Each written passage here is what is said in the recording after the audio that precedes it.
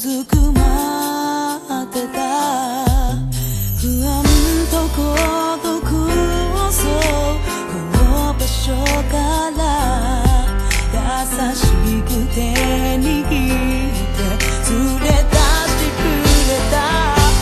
光の差し込む方へと今歩き出す守るものがあるから強くなれるどんな痛みもどんな悩みもきっと受け入れられるだから大丈夫あなたの声は聞こえてるから今までずっとわからなかったあなたがくれた信じる力この願いも届く気がする両手を合わせただ祈ってた人は傷つく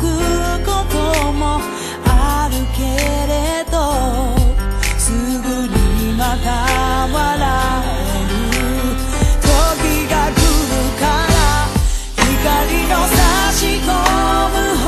へと今歩き出す守るものがあるから強くなれる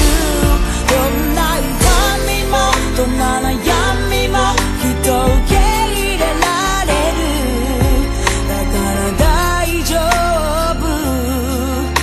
あなたの声は聞こえてるからもしもあなたが弱っている時は代わりに私が強くなるから心配いらないよ光の差し込む方へと一緒に